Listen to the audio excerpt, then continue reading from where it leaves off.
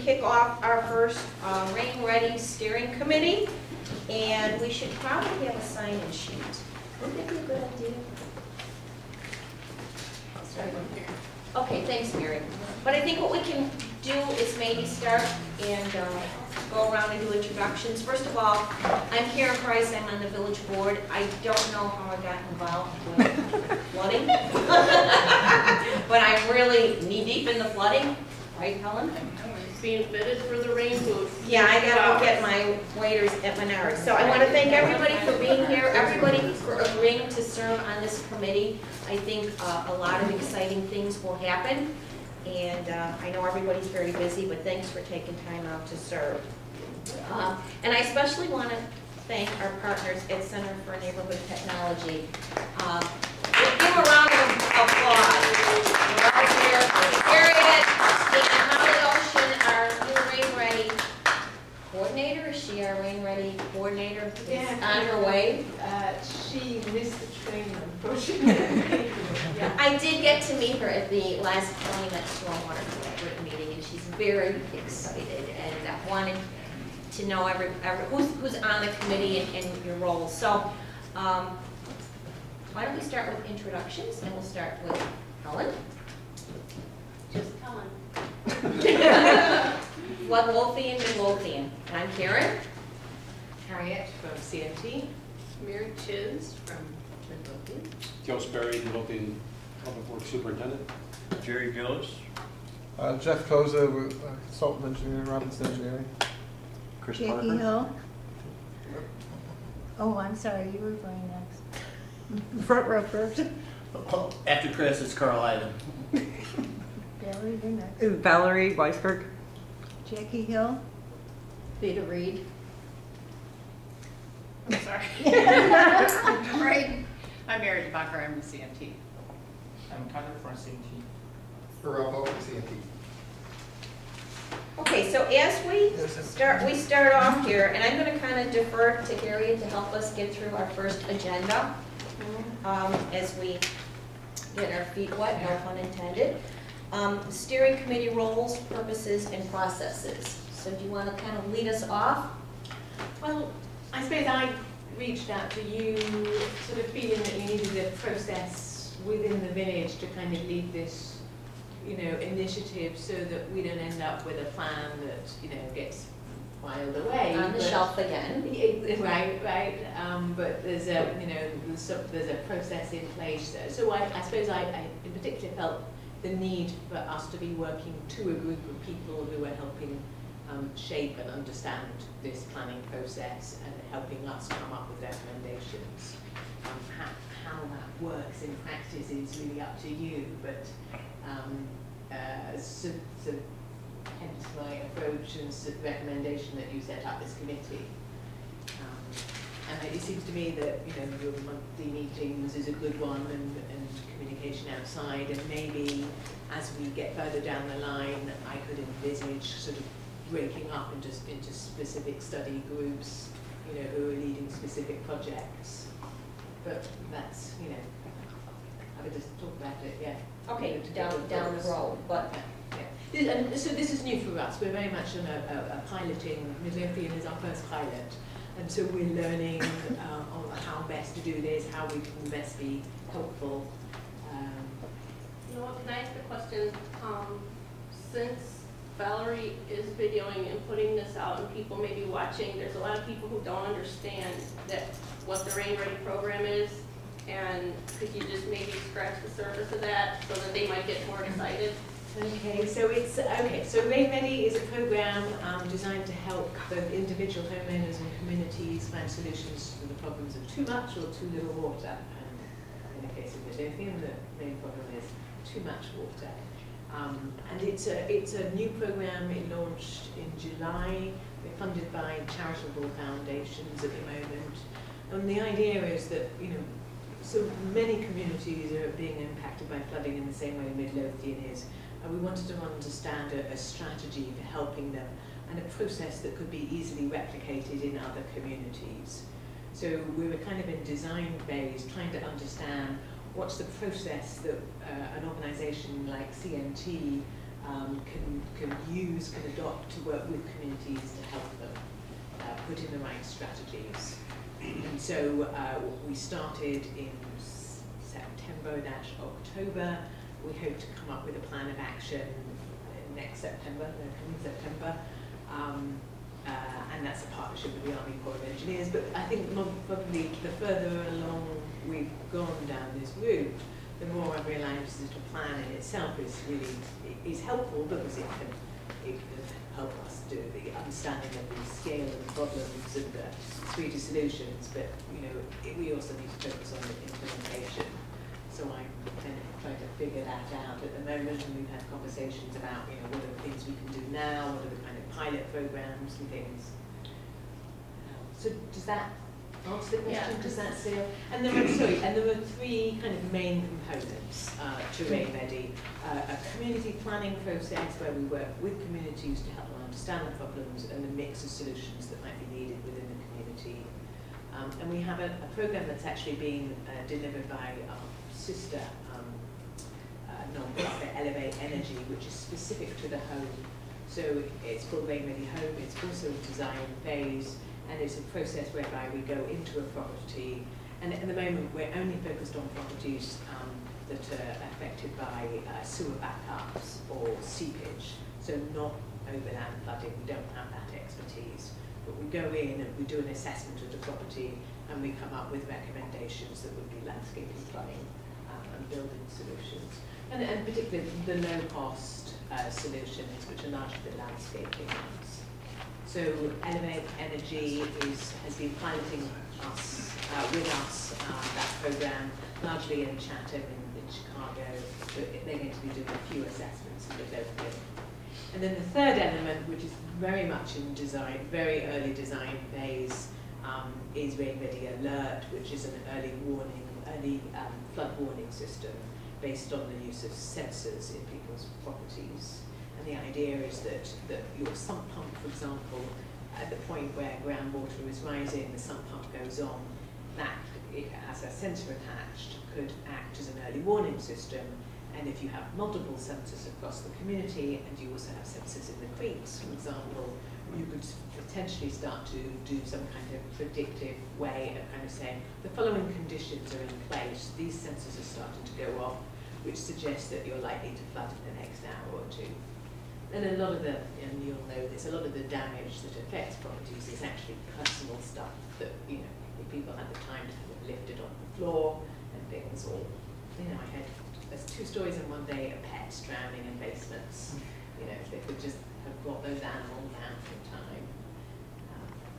So those are the three things that we're kind of working on, and in fact we're working on all 3 of those in Midlothian, and we'll talk about that a bit more.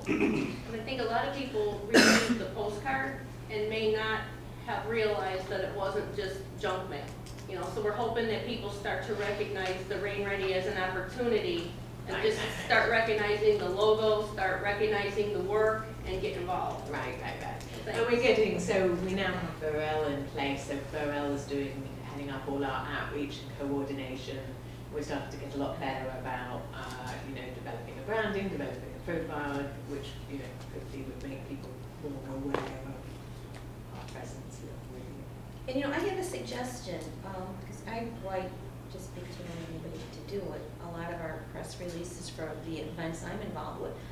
But Burrell, if you could, because obviously you're much more talented at this than I am, you could prepare a press release, maybe about our Rain Ready kickoff meeting. I could get it to the local media. Would that help to get the word out? That would cool, yes. I mean, we have a communications team back at CNT. Okay. Yeah.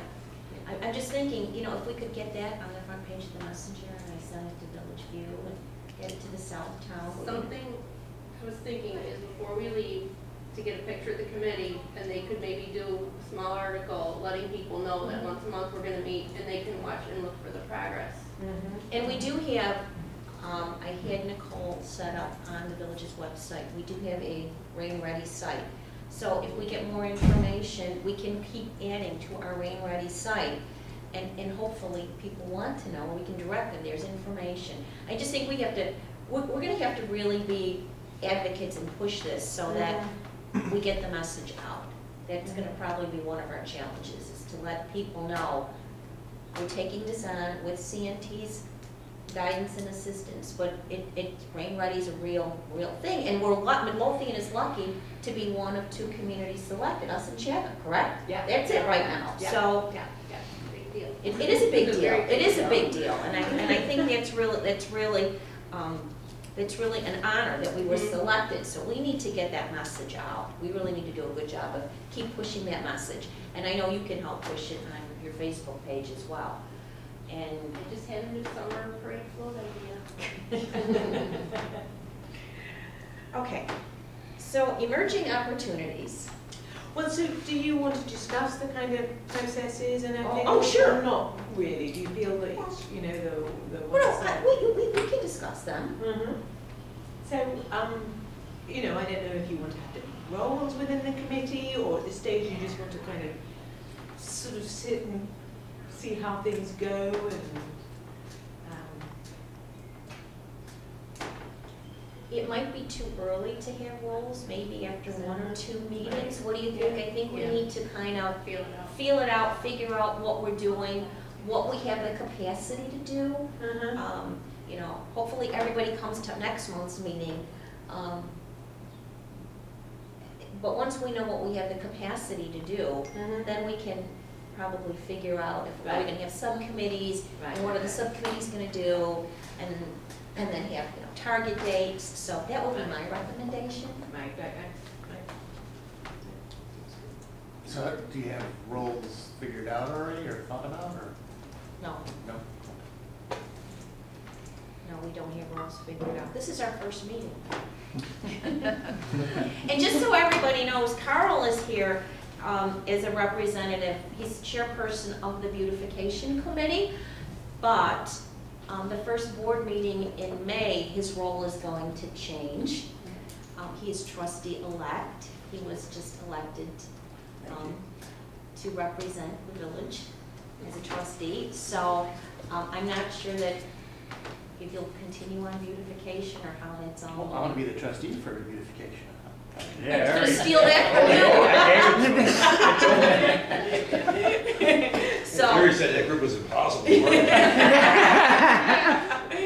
And imagine how more demanding we'll be then after this. So anyway, I just wanted to throw that out there. Okay. Okay. Good. So in terms of where we are with the Rain Ready process, we're about, so Molly, who just started 10 days ago or something like that, has a wonderful background. She's both an engineer and a community organizer. She's an engineer? Yeah, which is great. And she is writing up the kind of the analysis that we presented at the public meeting a few weeks back. She's now doing an interim report.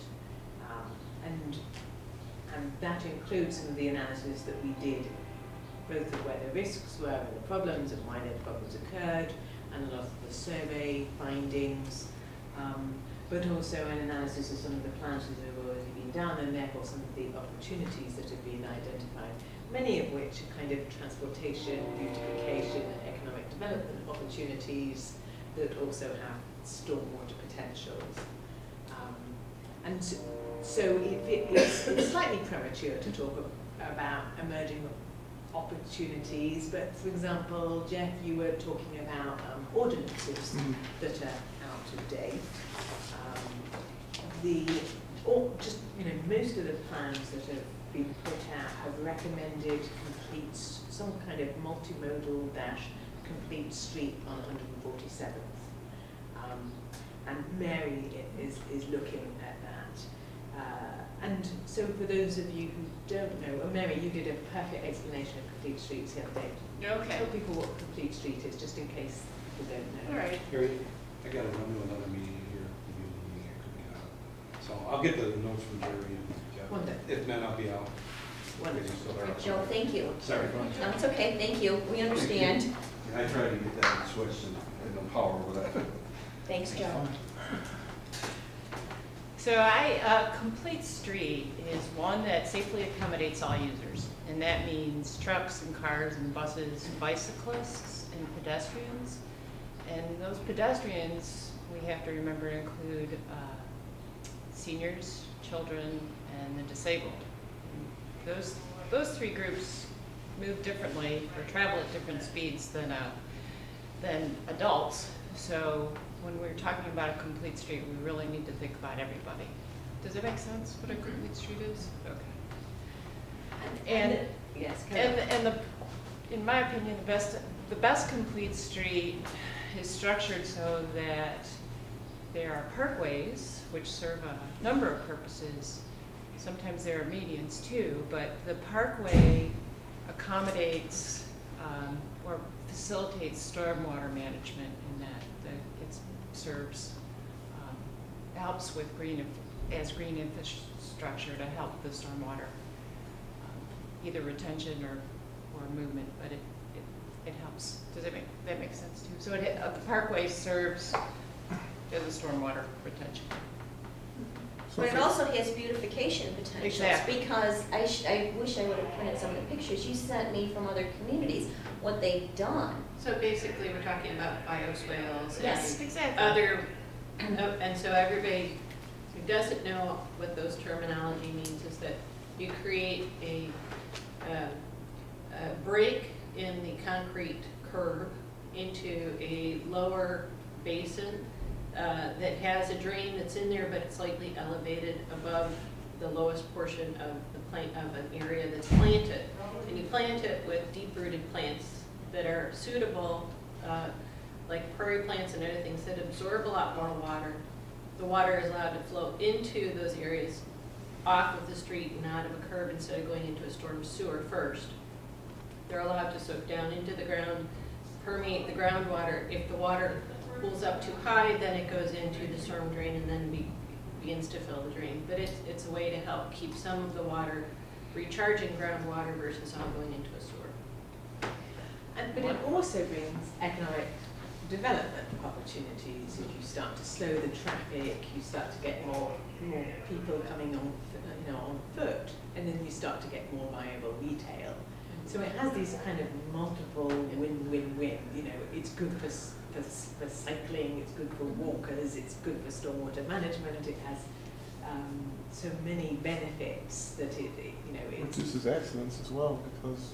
Sorry? It reduces accidents as well because you're driving at slower speeds. It's a slower speed. Yeah. It does enhance, aesthetically. And that was my point, Mary. I think a lot of our business owners, they're not even aware of this, or they can't afford it.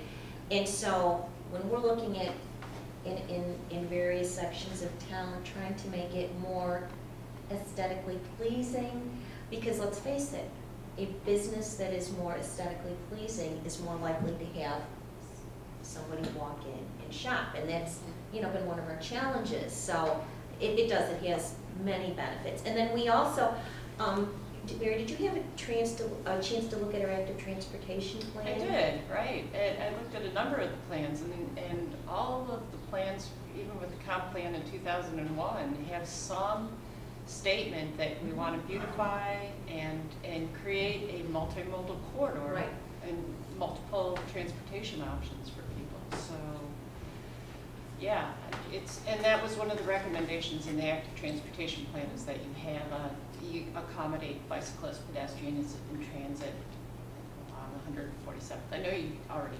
do in some cases. Are you talking a bike lane as well as traffic lanes on 147th? It could be.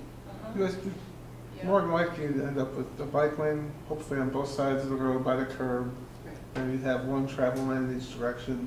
And more than likely you'd have what's called a two-way left turn lane in the middle, so that way turning traffic can get out. Is there actually enough room? Yeah. I think Oh, so. Yeah, I drove down. I drove down, and I believe that at least I read one analysis that said the roadway is 97 feet wide, or that's the IDOT right away, along 149 near Kedzie. So 97 feet can accommodate a lot of. So we're talking east, not. Well, yes. In the center of town here, we're talking way to the east. Kedzie to Cicero you're looking at. All the way to Cicero. Well, it's a possibility because west of Cicero is 2 lanes, Yeah. So you'd have to do significant. It's just surprising, because I live on that street. It surprises me to think that you could actually have a bioswale and a bike lane there. Well, if you kind of look at the parkway between the sidewalk and back curve, that would be the bioswale area. Mhm. But some of 147th doesn't have any lawn, it's just sidewalk and Well, then street, We'd so. have to, Tear up some concrete. right. And then, Helen, in looking at, I'm sorry.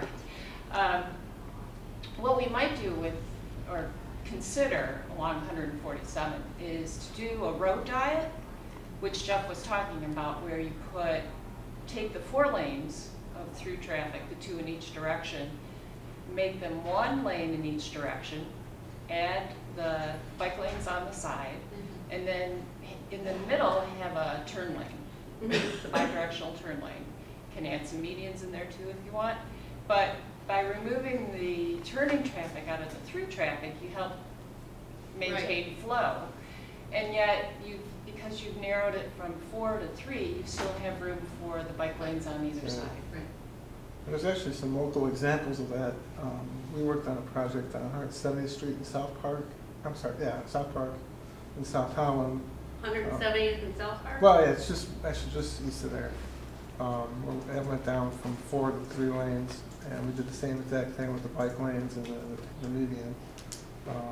Also, Ridge Road in Lansing, from Torrance to Burnham, that was a road diet as well. So, where the traffic no longer warrants 4 lanes, it just makes everything safer and more accommodating to everyone to try that. And I don't know if I mentioned this, but they call that a road diet. And road diets are generally good for roads that have daily traffic between 15,000 and can go all the way up to 25,000 and cars per day. And 147th between Cicero and Kedzie averages between, according to the 2013 counts from IDOT, is somewhere between 16, close to 17,000 to 19,000. So it's within the range of feasibility of doing a road diet. A road diet would be feasible, in other words. So it might be something that we want to look at. But again, this would need IDOT approval, Right. funding. It would be, to me, this would be something more of a long-term goal. I think short-term, correct me if I'm wrong, we could do some of these projects in the parkways. Right. So, The funding thing might not be that big of a deal. We'd have to convince IDOT that the road diet can work, but that could be accomplished the next time they resurface it. It's just a matter of restriping the whole thing. So, Right. Yeah. it'd just be getting their buy-in before that project happens, which I think it was done recently, so maybe a few years out. But They're going to be working, I think, west of Cicero now. right. But yeah, if we can get their buy-in, it could possibly be done under their next resurfacing project. So, if this is of interest to you, we started to have a conversation with CMAP about using their local technical assistance funding to actually, so the Mary could help put the application to CMAP. They've already said they would be incredibly interested in doing some planning around a complete street on 247. And usually their local technical assistance comes out, it's usually due, I think, like in August. Sooner, I think it's June. June, okay, because I applied before for some different things. Right. But if you could help me, Yeah. I'd be happy to. phenomenal. I spoke to Bob Dean and he seemed really interested.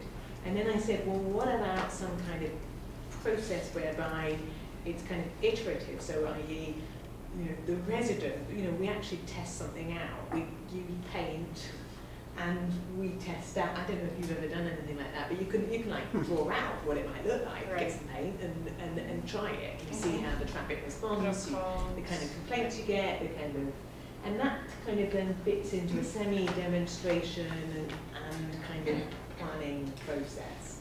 And CMAP they've never done anything like that. They seem really excited. And it's a way of, I suppose, of doing something sooner rather than later, and kind of tying it in with the demonstration project. Now, can residents do something with bioswales? And what do we have to do to get authorization, being that the parkway's not ours? So you would definitely need curb cuts for it to be useful. So you would need, you know, the village and 47, presumably. Yeah.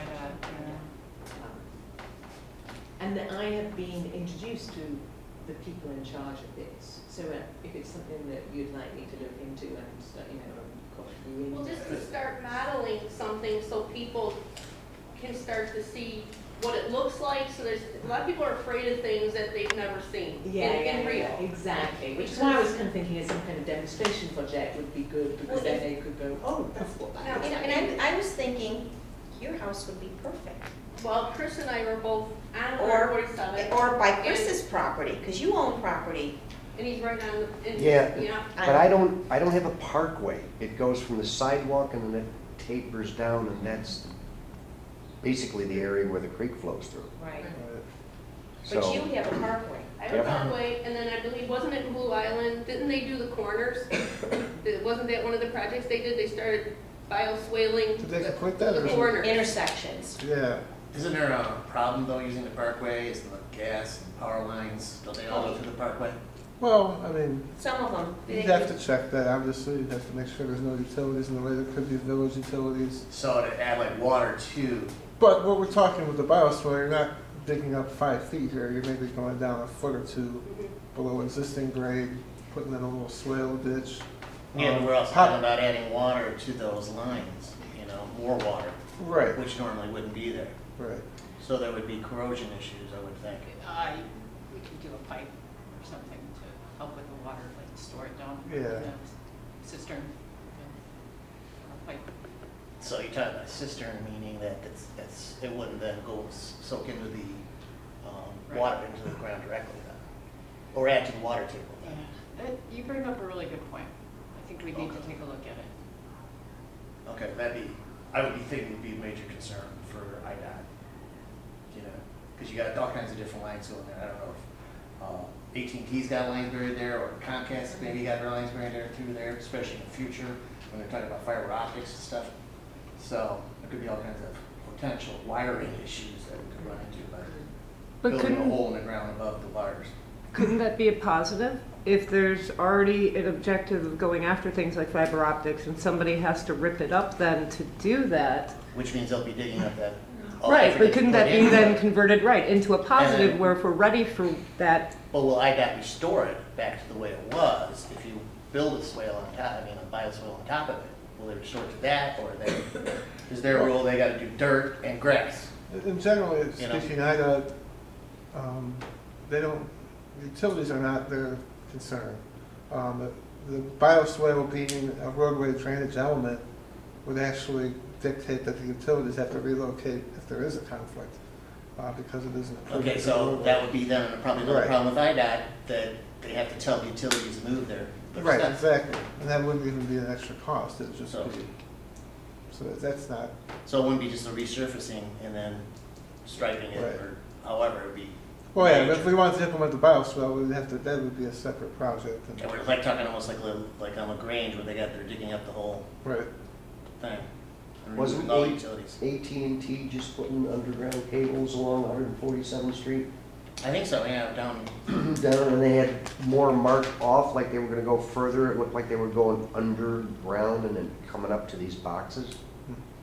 They were just doing that. They've been doing it on 147 for the last 2 weeks. I think they're trying to bring AT&T Universe to this area, so. I think so too. Which is because all fiber I heard optic. they were talking fiber optics coming here. Would there be anywhere within the business district that would also be a potential, like in front of Lisa's Diner or Keystone Cafe, or somewhere where creating that buffer between the busy zone and the business zone would enhance the experience of going into those establishments and Right. sitting, and they would start to say, you know what, this is much nicer than just sitting and feeling like the cars are gonna come like right through your Right. plate glass window right out there. Maybe there might be some. Any place where there's a double sidewalk, Right, you could probably put it in the middle of the sidewalk. so there might be some other opportunities to experiment with it that way if we have to look beyond the residential properties too. So by Village Green, there's double sidewalk, and across the street, it's double sidewalk. Right. So that'd be like the perfect place for. Yeah. Plus So we- it seems to me that some kind of high visibility demonstration project that makes everyone kind of go, what's going on there? You know, so we have Well, we this- gotta redo the sidewalk in front of the Village Green anyway, they're all crooked and stuff, so. Which we're looking at, Some of that is in the RTA grant, correct? yeah. You know, we're waiting, they took we have if the funding comes through CMAC, the RTA approved Midlothian's grant, 20% funded, the access to transit. CMAC, they packaged 13 communities, sent to CMAC for the match, the 80%. So and I think we're pretty confident that that money's going to, because it's federal money, correct? Right. Oh, yeah. That we will get that money.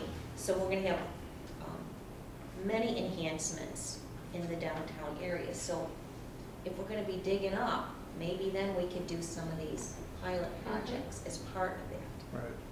Well, that could really bring a nice look, you know, you keep trying to bring people to the green for farmers markets and things, and that would beautify it in a way that could even be a potential to draw people. Right, and Just increase simply pedestrian traffic. Yeah, the fact that you're just not right next to the traffic. Right.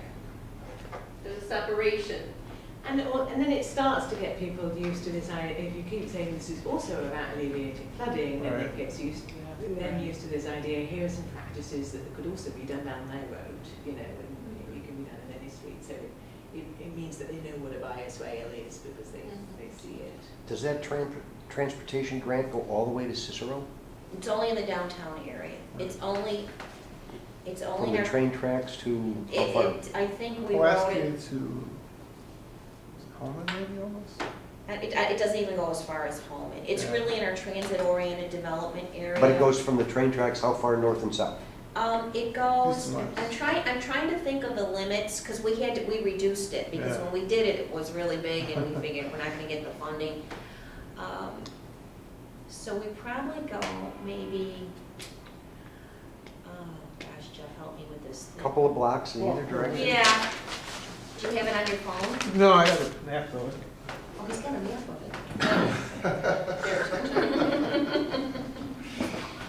So, I mean,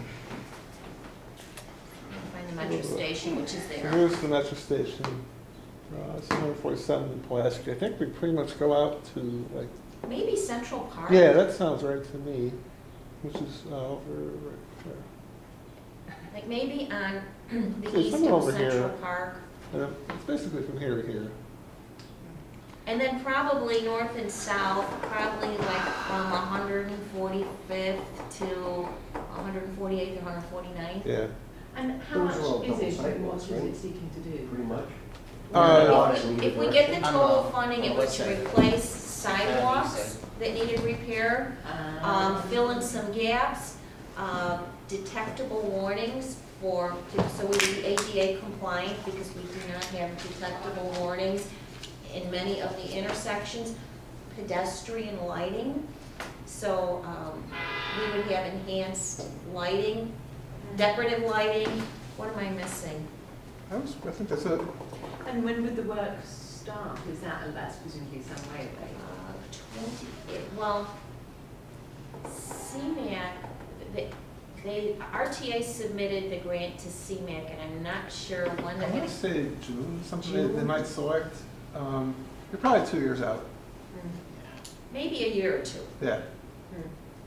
The other thing, when we're talking about streetscape, and then we'll get to Burrell, is we've also, and I know you've reached out to Tom Vanderwoody, who's the transportation person at South Suburban Mayors and Managers, and he's also, I've been in conversation with him too via email, so he's another resource, and he's there to help us. And I said, if any other funding opportunities come up, please let me know. He's also offered, if there are funding opportunities, to help us prepare the paperwork for the funding opportunities. So we're reaching out to everybody to try to help us get funding for these projects. And Burrell. Oh, no, I was just asking, like, you won't find out whether or not you were selected for 2 years, or the funding won't be released? What happened was, just to give you a quick overall, the RTA Access to Transit Grant, RTA received 31 applications, they selected 13. Okay. Midlothian submitted 2. They selected our largest application. And of those 13, they're funding at 20%. They bundled all 13 and submitted it to CMAQ for the 80% match. But they felt pretty confident they would get the funding. So if that funding comes through, it will be 100% funded. The village will have no match. Okay. All right, and those funds will be released in 2 years. So if you wanted to start a project, then that project start date would be 2 years. Yeah, to get through the engineering process and the clearances, you're looking at about 1 to 2 years. Yeah. Okay. All the phase, and just all the phase 1 engineering had to be done. That's the only thing the village had to pay for. In order to submit this grant application, we had to have the phase 1 engineering done. So that's done. But anything going forward with the phase 2 is all covered under the grant. So does that mean that the project is sealed? It's like, well, what the project is exactly going to look like is already done. So you couldn't make any enhancements to the project in regards to. We can approach them about it. It may require a little bit of additional effort, but I think we have some good ideas that make sense. So maybe it's making your dollars stretch a little further and have better impact, which I think as a funding source they would be in favor of. Right. And maybe we could ask the CMAP to come up with the recommendations about how that would work. And CMAP is involved in this process. Right. They are involved in this, so they're aware of it. Okay. Yeah, they have fantastic planners, so if you need help fixing it. So does that sound, this idea then maybe of getting CMAP to do some planning around Complete Street on 147th that would tie in with the MTA grant, and it sounds as though focus, I was going to say focus initially on the town centre, but we wouldn't necessarily need to. That sounds good and of interest and. I think for all of 147th Street. Actually. Yeah, I guess that's the point. It would be nice to have, it'd also be nice to have something to really set off the downtown area. It can be very difficult to even tell that this is our downtown area compared to Cicero, with all the activity and stuff like that.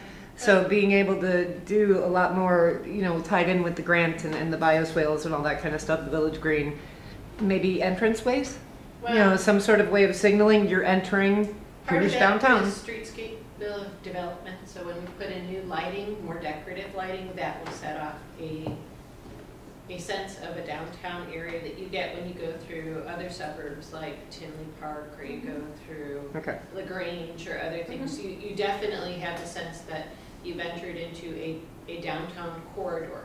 It doesn't necessarily extend all the way to the borders of that municipality, but it sets off the evidence of a downtown corridor through decorative lighting fixtures, through waste cans, through plantings, through more of a pedestrian walking district. Do we have wayfinding signage?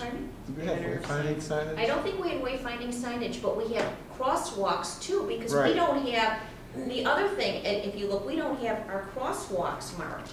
No. So that was part of this plan. Jeff helped, and he was obviously doing the engineering, but, and like I said, we came up with a huge dollar amount. We had to scale it back to enhance our chances of getting the funding. But just to what you said, Mary, the whole purpose is it kind of gives you a sense of place, because we don't have that.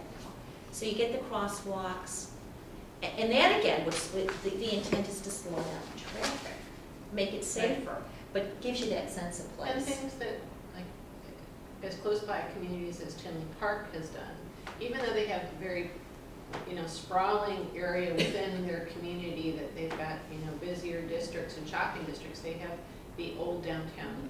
And what they've done is they've put in those decorative fixtures, they've slowed down traffic, they put it again on a road diet where it's not 4 lanes, 2 going in each direction, it slows down, it's at a reduced speed, there's median plantings, They've done decorative benches, they have art fairs, they have art features, fountains, and a village green gathering place in the center of town. So the more we work towards those types of amenities being added here, the more it sort of feeds, it fuels the engine, what it does.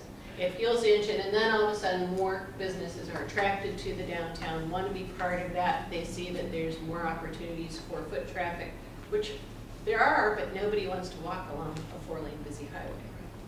And that might be a very good way of getting people who aren't affected by flooding engaged in the whole issue. You know, putting up a slide to sort of, this is how good it could be, you know, this is what other towns have been doing, and having some kind of public meeting around that.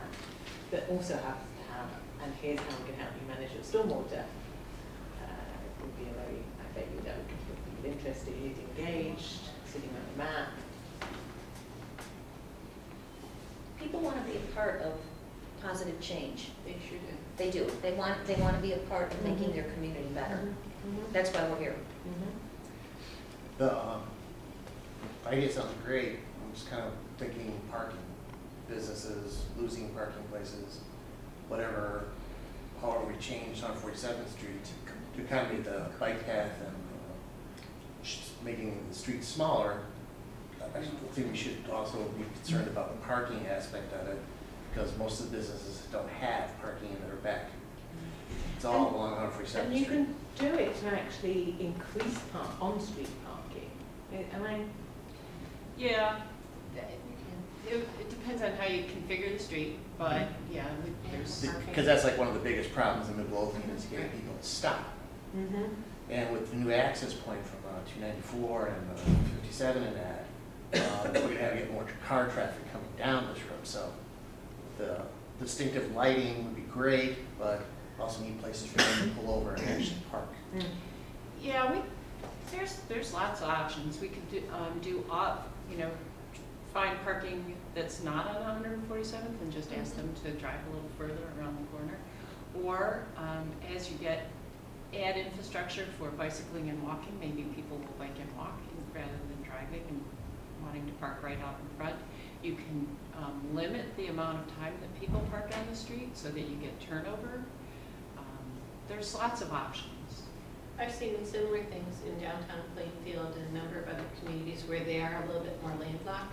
And what they end up doing is they turn parking areas that are available into sort of like municipal parking zones too. So that again might go back to, we do have a very large parking lot right along the central part of 147th west of Cicero with St. Chris right there. And to the best of my knowledge, the majority of the parking lot is not used during the day. So if we can approach them or work out a collaborative partnership about letting people park in that lot or having some angle parking, or that if we go through the road diet process of having some cars have short-term parking, like you're saying, along those roads. It's not uncommon. If I go down downtown Homewood, I'm going to find the same thing. There's a very busy commuter downtown district. There's commuter parking where people can park after hours to come to restaurants and doing other things. And then there's one or two little lots that are opportunities for people to park, and they're expected to then get out and walk within that 1 or 2 blocks to get to the stores they want to. Yeah, and that would be the thing, 1 or 2 blocks. So Any if further you're than that would not talking work right. about like by the diner and the meat market, when you do a bike trail in a road, is there potential to stop it and take it up on a sidewalk just to pass a building or two, or is that something they don't do? The ones I've seen downtown seem kind of silly, where you got parking and then a bike thing right next to it, so you got to look for bikes when you open your door. So I don't know how that would work. I would try to make it as convenient for the cars and the new traffic that's coming in. That's a really small area though that you're talking about. And actually, we have an opportunity here through another grant where we are probably going to be able to have a lot in the downtown area for additional parking. So stay tuned. Okay, we're working on all these things, and if we get we have the funding to demo a building that needs to be demoed. The village will own the property. Put in a parking lot, and then maybe even use some of the, incorporate some of these ideas when we go to construct that parking lot.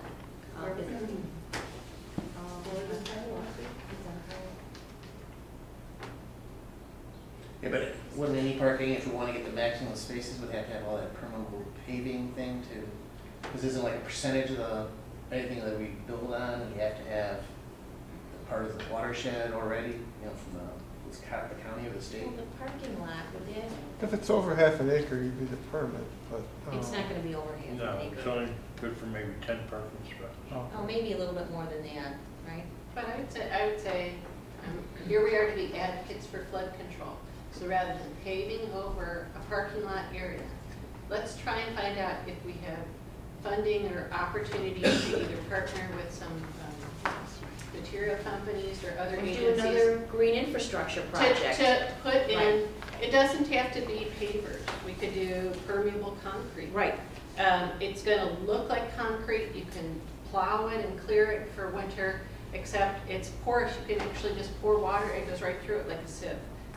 There are a lot of new products that are coming online and onto the market that would again sort of help us to demonstrate how responsible a community can develop when they already know we have flooding issues. So again, I would say if our purpose is to advocate helping to be role models for other communities, we should model our behavior at every step that we have an opportunity for development to enhance what we're dealing with. Would you agree?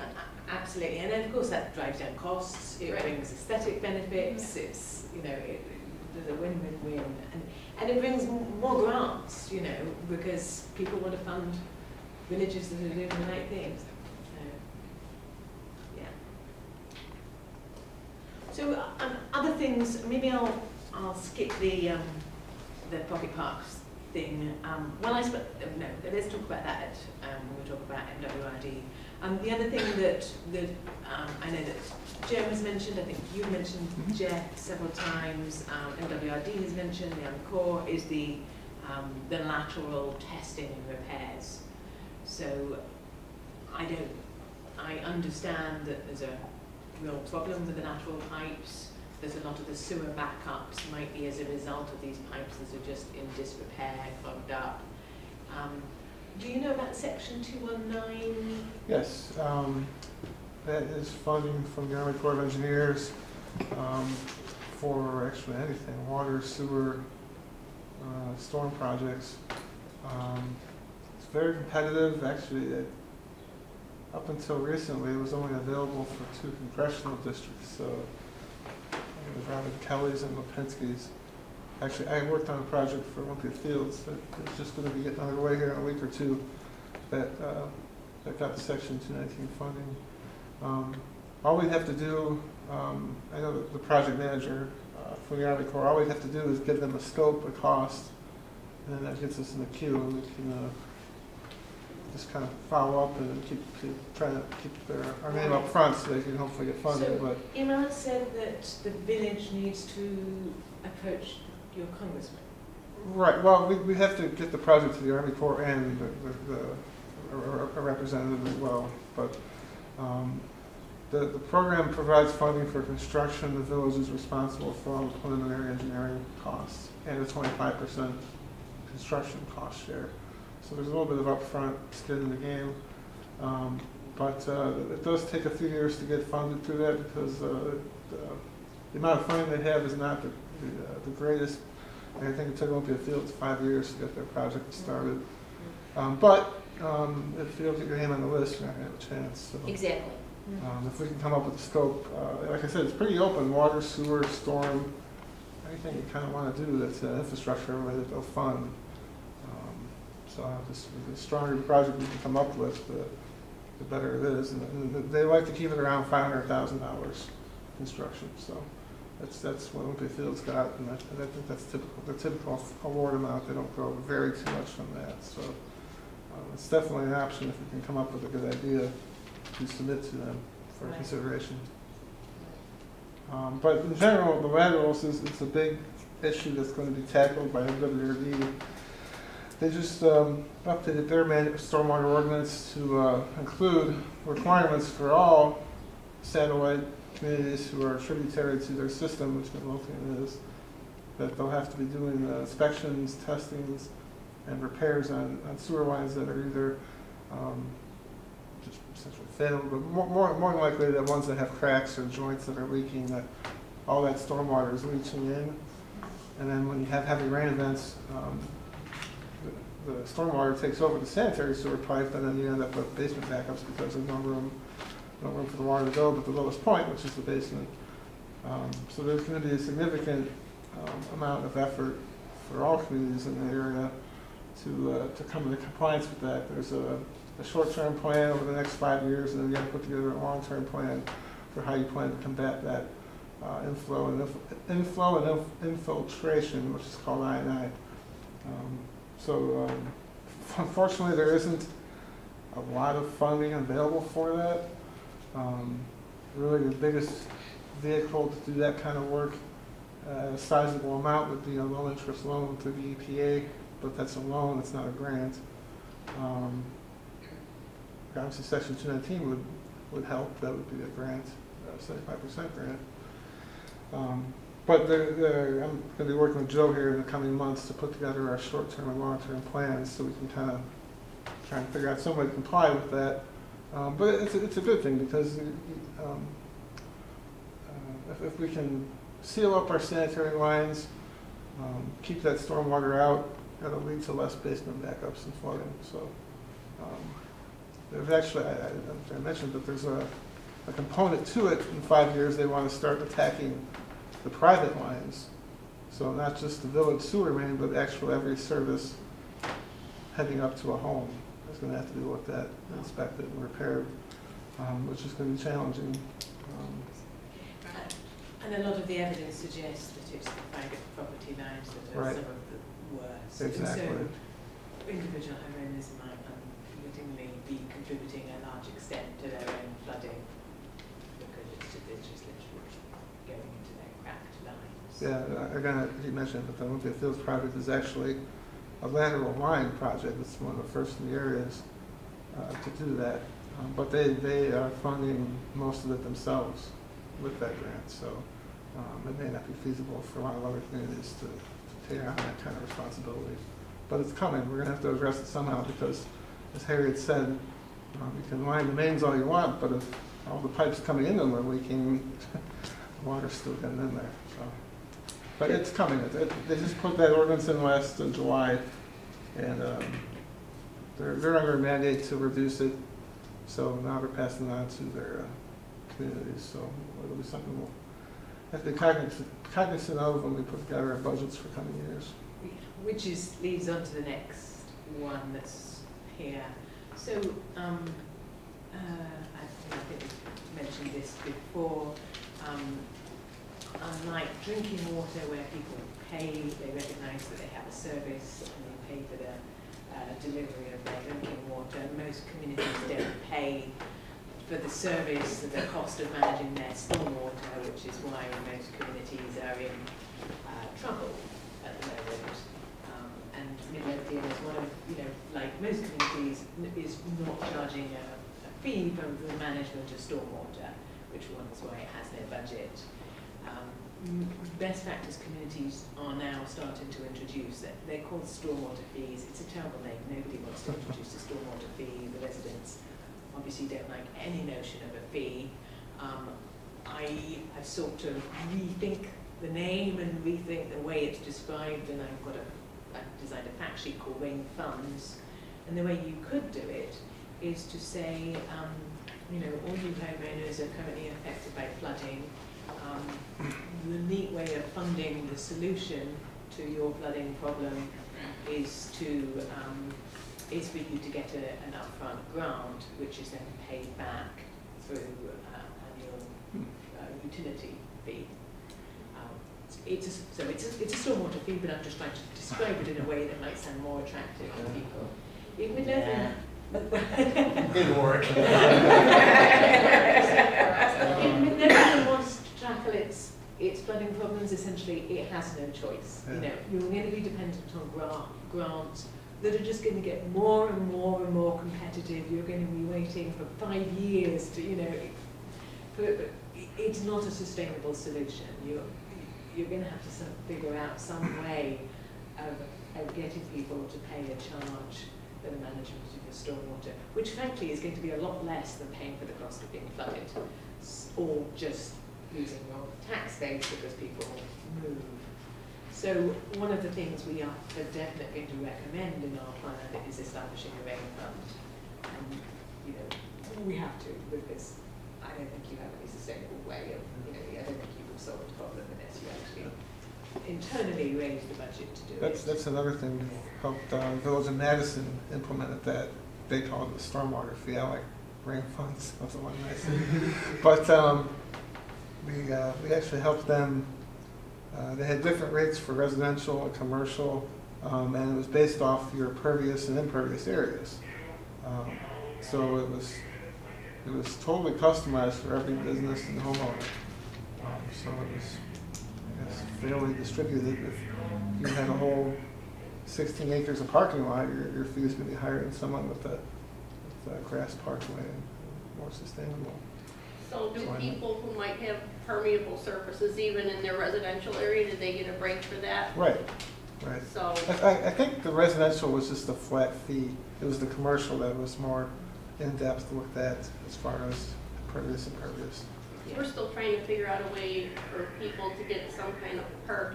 You know, there's like my next door neighbor is getting ready to replace a driveway and they would like to go a different direction, but. Right, and you can do that through a rain fund. Right. Because you can say, now we have a pot of money that will that can help cover the cost of you removing your, removing the concrete and making your home ready for your area, and that we will all collectively as a community pay back the loan. So you get upfront grants, and then everybody collectively pays that back.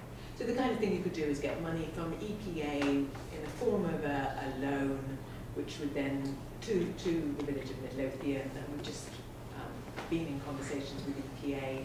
Previously they didn't think they had the authority to do this, but they've now realised that they do. So they could give a long-term loan to the village of Midlothian, who could convert that into grants to homeowners, who could then, and that would then be paid back through the fee. Yeah, Madison, the fee is generating about $600,000 a year for stormwater maintenance, because they have a lot of newer subdivisions with retention ponds that were kind of getting in disrepair, so they felt they had to take that action to make sure they could take over those ponds and make sure they function. Because a pond that doesn't work doesn't help your stormwater management. And I guess the thing to do is to attach it always to the benefit. You know, right. to not just talk about a fee, but talk about what it is you get. You know, when you go and buy a McDonald's burger, you're not describing the payment. You're not saying, McDonald's isn't saying this is a meat beef. They're saying you get a burger. Well,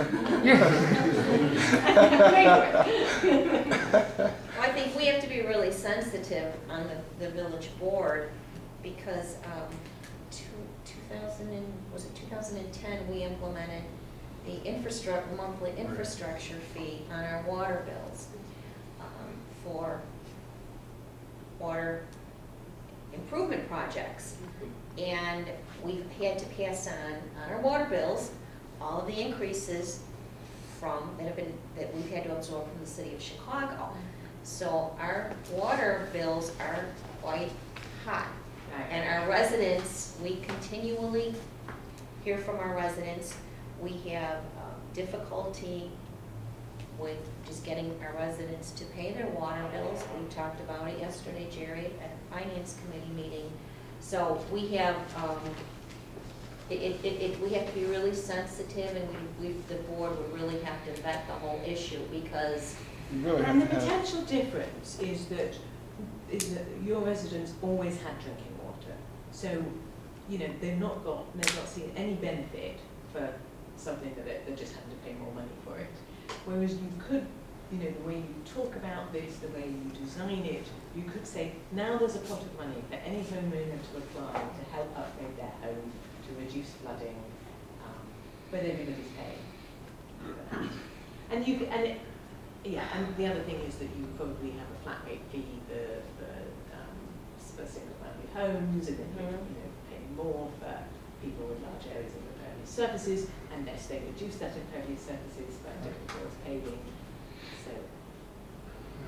So How from our the policy, he was explaining to me that with stormwater infrastructure and stormwater management is that the reason that having a rain fund helps keep general tax dollars from forced into stormwater management, because you have to manage your stormwater, right? You can't just let it go. And the problem is that money comes from educators, firemen, you know, and other services that the village has to pay for. And if that money is being spent on stormwater, then you have less money to do other things that you care about, and that you probably care more about than managing stormwater. And when stormwater can get its own funding stream, then it doesn't have to come out of the general tax budget, and that general tax budget is now you're able to do more with that money, because you can't ignore stormwater management. So that money is gonna be sucked from the general budget every time it rains, you know, every time, you know, you discharge water from your property, and which is constantly. So keeping that out of the general tax dollars and giving it its own funding stream is extremely helpful for having more money for other services and other things that you care about as a village. We had also asked Will Davis about legislation in Illinois for tax credits for people, residents who would look into permeable driveways and stuff like that. And that was last fall, and he said he couldn't do anything about introducing legislation until January. I've been watching the Tribune like a hawk, and I haven't seen one word yet, so maybe we need to follow up with him. Yeah, we brought it up when we met at his office, and then we brought it up when we had the big meeting here last summer when everybody was here. So that would be something we should follow up on. Right. You know, give people incentive in some way. Right. Because there are people in the areas, because there's been so much damage to our driveways, there's people who want to do something and who are going to be doing something in the next year or two. And they're probably going to just do the same thing they've always done because it's the most affordable, and without incentive, if they can't afford to go the other way, they're going to just do. Well, the thing is, you know, they've done it for so many other things, the energy crisis and whatnot, and it worked to a certain degree, you know, and it's got to catch on. Once you can get it to start catching on, then more people are likely to get on the bandwagon. Now, Mary, you mentioned something I hadn't read about, the concrete, where the rain actually goes through it.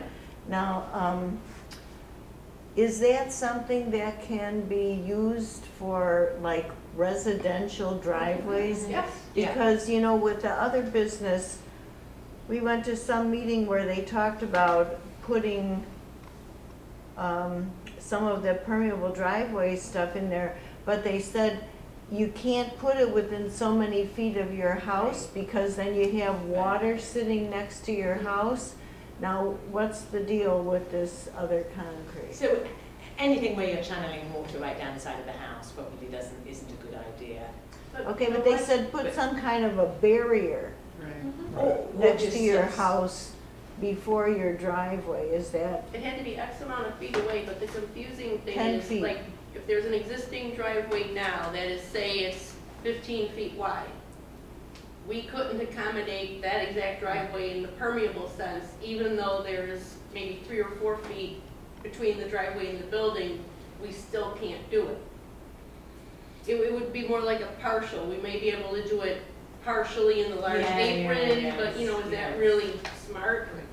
Right. I'd have to look at that. There's a lot of people willing to do it too who stumble onto the same, because we don't have big lots. Right. And so it's harder. Right. Well, if we could maybe come up with a kind of a standard installation where that way a homeowner has something to follow that they know will work and they won't endanger putting that water inside their house. That could help as well. Well, because you've been to my house, so you know what we're talking Yeah. about. There's a small amount, maybe 3 feet of a landscape next to the house, and then Right. the rest of it's driveway. Right. We did not have enough room to go permeable in that space to replace that driveway. We were not far enough away from the home. So what you can do is kind of permeable, what we call permeable patches. You can, just do part of the driveway, and then even that makes a big difference. So we've done that, CNT's done that. Depends how the Parking driveway's lots. pitched and everything. There's a lot to it. Oh, ours is sinking. Have you seen permeable grass? Have you seen the whatever they're doing underneath the grass? I mean, grass is obviously permeable, Right. but there's things that they're doing. Can you describe it?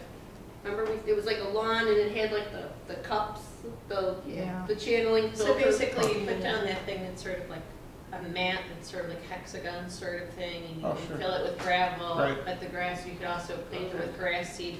You can still mow it, but it allows it to Yeah.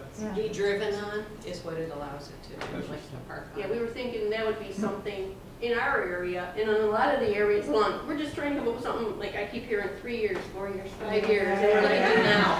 What can we do to model something in the meantime? So we should go on to that right now, which isn't exactly but the same thing because it's not permeable paving, but this potential funding. It sounds as though it makes sense to do something soon. Maybe like in the next 6 months. Or sooner. Yeah, or sooner, just to 6 show. days. What are you doing? I mean, I'd be willing, my driveway is in bad shape, there's water running underneath it. And, it keeps on sinking. Now, if there's a solution, are there companies we could work with? I would be willing to have somebody come out and do a consultation. And if that's something that can be partially permeable or whatnot, and maybe it would even help the stupid situation we're dealing with that nobody seems to have an answer for. And then people can see it. Okay, so why don't we get Brian Newty, who's the kind of Mr. Expert, he's from Ozina, and he's... From where? Ozina. Concrete. Yeah, permeable concrete. And he will go to homes, I don't think everywhere, but if we were to do that along with a kind of presentation or something, so we visit your home and also give a presentation, or give a quick presentation, and then everybody goes to look at your home and says, this is what you can do, this is what you can't do, here's the best place to do it. Would that be And he's reliable, because you could go on the internet and find all kinds of companies, and God only knows if they're telling you something that's legitimate or just causing you a bigger problem. Brian is great. And maybe could we, for our next meeting, invite him to do a presentation? Yes, and a tour to... And maybe a tour, and the way I understand how this permeable concrete works, because we're gonna have permeable something over on our iGig project, is they just there's some kind of an additive that's added to the concrete. More voids, so the water can penetrate it. Okay. Yeah. So I think if maybe you could invite him to our next meeting. That lady that we went to her presentation at the Dalton Library from the Illinois League of Women Voters, we were just in awe at what they had done. Was it Hinsdale? Hinsdale. It was just, I couldn't believe what I was seeing. And that people have all this know-how, but it doesn't seem like much else is happening. Right. Okay. And if we can somehow get connected with the movers and the shakers. Right. So so Brian's a mover and shaker. Let's get him involved. And what about so there's this potential funding to do trees. It's a donor to Morton Arboretum of funding to do trees, but also to dig up concrete. Would be part of that. Is there a place where you think, and Karen, you were talking about as part of the town centre? Well, I thought trees, and I think everybody know about our Illinois Green Infrastructure Project, which is going to be the parking lot. the parking lot next to the VFW, and, we've got a rain garden, and we're gonna do native plantings, and when Harriet said about these trees, I thought, I ran it by our engineers, and, he said, yeah, we could definitely use those trees, so I'm gonna reach out to him and find out how many, what kind, but, so you're looking for other areas where we could use these trees? Yeah, depending on how many. So she was saying there were roughly 60 trees, she thought. So think about where we could put these trees. Do we know what kind of trees these are? You have to dig up what They haven't been purchased. I think there's a donor who wants to do a tree project. And she's looking at not just Midlothian, I made the bid. She's looking at several other communities, but she was kind of, so, if we could get some ideas that sound attractive to her, then we would have a better chance. is the idea that we're replacing concrete with trees?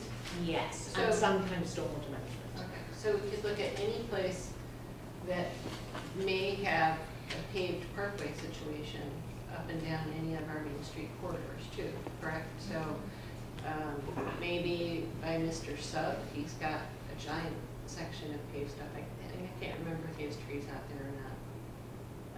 Or over here by the DMV in Bartolome's, is there a place in a parkway there that we could add trees? Or I'm just trying to think, like, even in the downtown corridor here, is there across the street by the dollar store, can we have trees in the Anywhere parkway? where they have to double sidewalks too. Right. Right. Yeah, well, and that's a lot of our downtown area is the double sidewalks. We could, So if we're digging it up and putting in the trees, it's not gonna be that big of a step from us to go from digging it up and putting in a tree to putting in a curb break and putting in our plants. in our bioswale. Exactly. And I think they would pay for that too. Oh, that would be even better, so then, there we go with our But it wouldn't demonstration go very projects. far. It No, wouldn't I go far. understand, but there would be maybe one or two demonstration projects, right? Exactly, Yes. exactly. And so people see that, and again, get the sense of place and Oh, they're improvement. improving this looks better and that's And- much and maybe- paved over. Yeah, and I think we want to get the community engaged, and then maybe we can even use that area to go chase more funding. Well, and I hate to say it, but once people start seeing that, they're gonna be less upset about seeing the rain fee. Because they're gonna see that you're doing something, and they feel like there's a value to their dollar, it's not just going to something they're never gonna see. Like, they want something tangible. Right. Maybe we should pick one or two locations we think this will be best, and then, Well, Jeff, it's at my house. I'll say, if I had a couple locations, I could approach IDOT on how we could get, we were buying that, if it's on 147th or Pulaski to the county, but, Anywhere where the double sidewalks are, I think is ideal. well, I'd like to give them the exact location so they can kind of vet it Even out I'm and make thinking sure in it's front of good. the village green. Right. Oh, or- right. The bank, Midlothian Bank, it's Midlothian got Bank. sort of a big paved over it, it's got planters that are really needing to be replaced anyway, unless they fix them. Oh, no, I was So maybe thinking they'd be even in favor. Chris. Can I have the cement? Needed for the Yeah. seawall. No, but wait a minute, to follow So up. we're gonna recycle here. That is an There you go. excellent point. Those chunks, and we do the stream banking with the chunks of the rock to stop our erosion. But we do have a parking lot that may very well be ripped up at least a little bit through the Ricky Rockets and other potential developers off of 147th and Cicero. And what a short distance to haul the materials that are used from the rip up, because we But had is that talked about. asphalt or cement? No, we want cement, We right? want cement. I don't know, is it cement or? There is some, if they said remove Probably cement both. to put in trees, and they're talking the double. Supposed to, yes. Because we're talking steam bank stabilization. Yeah, I was following up That's on what the his cement's making a for. joke, but actually it's no joke, layer meaning it any like cement we bricks. pull up. Okay, we're gonna have to keep moving because Carrie. Well, so could you come up with some One or two ideas? sites? Yeah. Yeah, in the next few days, ideally. Okay.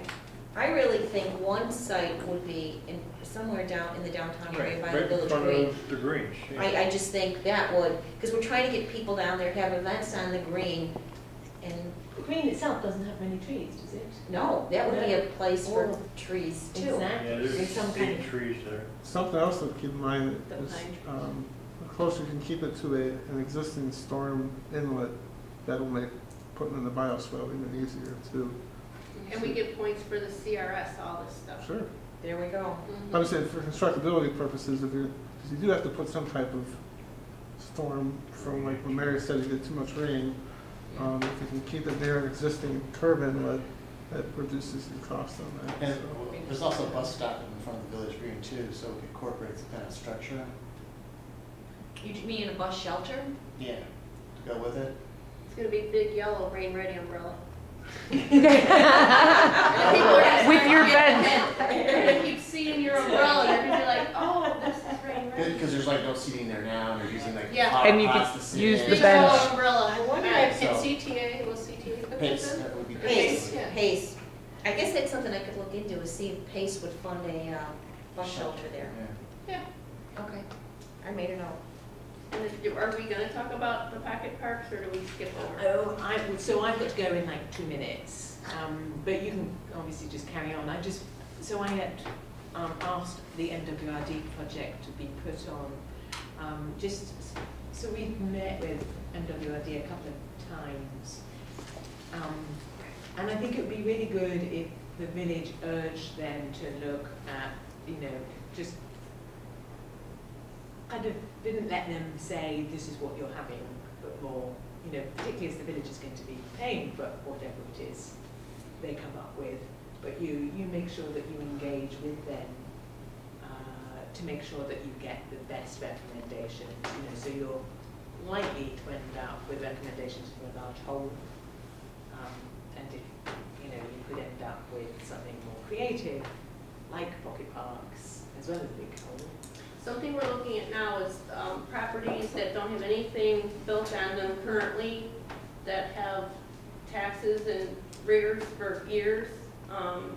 Those are all along the creek. So we found several acres which may have the potential for what you're talking about. Exactly. So my kind of funny conversation with them was, so rather than just having one big hole, could you divide that out into a series of retention ponds with a bike trail linking them? And they said, kind of no. And I said, so what is it? And they just said, there's no land. And I said, well, Midlothian residents seem to be identifying lots of bits of land. Right. I think it's just the more you can engage with them Okay. and kind of say, this is what we're looking for, be active in it. And kind of get them sort of stimulated and excited by the idea that they could do something creative. Okay. Have they identified, at the last meeting they mentioned May as the next real update they would have for us? Have we picked a date for that, or should we reach out to Cedric and see if they identified that? Was it that intended for this meeting, or would that be a separate public meeting? I think it's a separate one. It was separate, yeah, it was gonna be separate, but. I guess we're only a month out, so we can bug them about that, make sure. Do you have a way in which you are continuing, if you almost had, requested regular meetings with them and were very proactive and, here's what we'd like from this, Yeah. I wonder if that would make them go, oh, okay. You and Joe don't have a regular meeting with them. No, Joe does meet with them. I'm not necessarily always a part of those meetings, but Okay, I'll check. I just remember in March they volunteered that they were going to have more details for us in May. But I don't recall hearing the date, so I don't even know if I got set up yet. And then can you tell us anything about that Walgreens or the Allstate? Walgreens, so he, Vince Davis just emailed me, so Walgreens, this is, we're on a meeting with him. He's a very kind of creative guy who's in charge of their emergency management right across the whole of Walgreens nationally. And he was looking for creative partnerships. And so I put in a proposal that we would do something in the Walgreens in Midlothian on their land, make it a kind of demonstration project, but also use it as the opportunity to talk about green infrastructure and things, and then looking at the proposal. So, we'll wait and see. Okay. It wouldn't be a big project, but it'd be a little bit more to add to the Right. story. And they don't all have to necessarily be big projects. Sometimes many small projects throughout the community would send the message we're doing something in all areas of town. Right. And as you said, start to get people to understand that a rec fund might actually get the same kind of benefits to them down their street and on their property. That Walgreens actually has underground detention. Right. Yeah. Did you need those plans? We talked Say this about. again, Did you need the construction plans for that?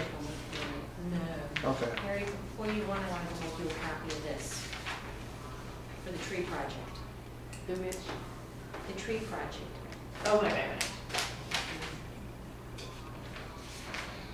Why don't you email it? I'd better leave now. Okay, yes, I can just Okay. email it to you. Lovely. Thanks so much. Oh, thank you, Harry. Can we give very much. our I mean, very much. round of applause for Harry and our friends Can we get a picture real fast for you guys, leave? Committee, can somebody, I'll get Nicole to committee take the people, picture. or we're gonna be